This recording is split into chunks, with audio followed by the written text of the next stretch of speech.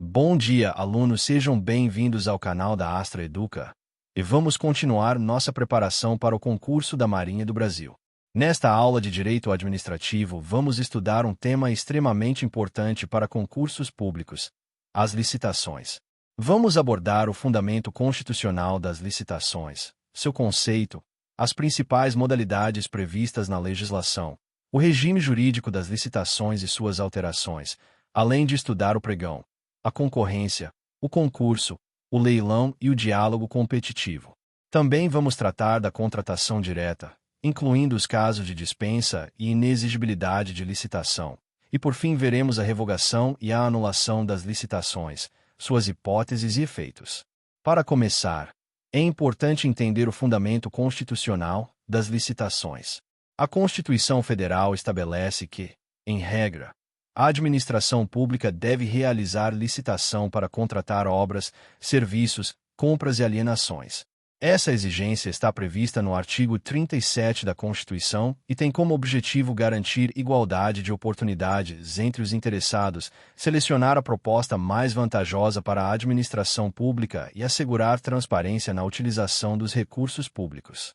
A licitação é, portanto, um procedimento administrativo obrigatório que busca garantir que as contratações realizadas pelo poder público ocorram de forma justa, transparente e eficiente. Agora vamos falar sobre o conceito de licitação. A licitação pode ser definida como um procedimento administrativo formal realizado pela administração pública para selecionar a proposta mais vantajosa entre diferentes interessados na celebração de contratos com o poder público. Esse procedimento envolve a divulgação de regras, a participação de interessados, a apresentação de propostas e a escolha da proposta que melhor atenda ao interesse público, de acordo com critérios previamente estabelecidos. A legislação brasileira passou por importantes mudanças nos últimos anos com a criação de uma nova Lei Geral de Licitações, que modernizou os procedimentos licitatórios e estabeleceu novas modalidades e regras para as contratações públicas. Agora vamos falar sobre as modalidades de licitação. As modalidades são as diferentes formas de condução do processo licitatório, escolhidas de acordo com as características da contratação. Uma das principais modalidades é a concorrência. A concorrência é utilizada para contratações de maior valor ou maior complexidade. Nessa modalidade, qualquer interessado que atenda aos requisitos do edital pode participar do processo licitatório. Outra modalidade importante é o pregão. O pregão é utilizado principalmente para a aquisição de bens e serviços comuns, ou seja, aqueles cujas características podem ser definidas de forma objetiva. No pregão, os participantes apresentam propostas e podem realizar lances sucessivos, buscando oferecer o menor preço. O concurso é uma modalidade utilizada para a seleção de trabalhos técnicos, científicos ou artísticos. Nesse caso, a escolha do vencedor ocorre com base em critérios técnicos previamente definidos. O leilão é utilizado para a venda de bens públicos que não são mais necessários à administração. Nesse procedimento, vence o participante que apresentar o maior lance. Uma modalidade mais recente é o diálogo competitivo. Essa modalidade é utilizada em situações mais complexas, nas quais a administração pública precisa discutir soluções técnicas com os participantes antes da apresentação das propostas finais. Agora vamos falar sobre o regime de licitações e suas alterações. O regime jurídico das licitações estabelece as regras que orientam todo o procedimento licitatório, incluindo princípios como legalidade, isonomia, publicidade, competitividade e eficiência. Esses princípios garantem que o processo licitatório seja conduzido de forma transparente e que todos os participantes tenham igualdade de condições para competir. Agora vamos falar sobre a contratação direta. Embora a licitação seja a regra geral para contratações públicas, existem situações excepcionais em que a administração pública pode realizar contratação direta, ou seja, sem a realização de licitação. Essas situações são chamadas de dispensa e inexigibilidade de licitação.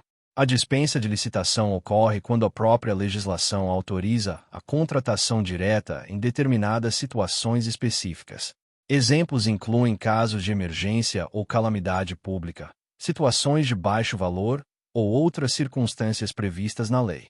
Já a inexigibilidade de licitação ocorre quando não existe possibilidade de competição entre diferentes fornecedores. Isso acontece, por exemplo, quando há fornecedor exclusivo ou quando se trata da contratação de profissional com notória especialização.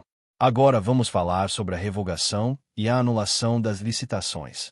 A revogação ocorre quando a administração pública decide encerrar um processo licitatório por razões de interesse público relacionadas à conveniência ou oportunidade.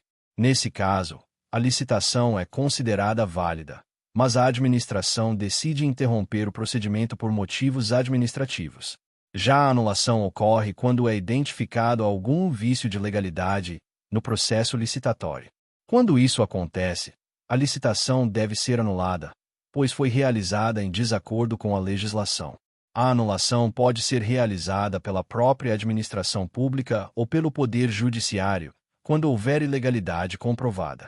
É importante destacar que tanto a revogação quanto a anulação produzem efeitos sobre o processo licitatório e podem gerar consequências jurídicas, como a necessidade de realização de novo procedimento ou eventual responsabilidade por danos causados. Portanto, compreender o funcionamento das licitações, suas modalidades e as hipóteses de contratação direta é fundamental para entender como a administração pública realiza suas contratações e como o sistema jurídico busca garantir transparência, eficiência e responsabilidade na utilização dos recursos públicos. Agora vamos estudar instrumentos importantes relacionados às licitações e às contratações públicas. Vamos abordar os instrumentos auxiliares das licitações e das contratações, o sistema de registro de preços, o pregão eletrônico, além de estudar os contratos administrativos, seu conceito, características, invalidação, as principais espécies de contratos administrativos e também os casos de inexecução e rescisão contratual. Para começar, vamos falar sobre os instrumentos auxiliares das licitações e das contratações. A legislação moderna de contratações públicas passou a prever alguns mecanismos destinados a tornar os processos licitatórios mais eficientes, transparentes e organizados. Esses instrumentos auxiliares são procedimentos que ajudam a administração pública a planejar melhor suas contratações, ampliar a competitividade entre fornecedores e garantir maior eficiência na gestão dos recursos públicos.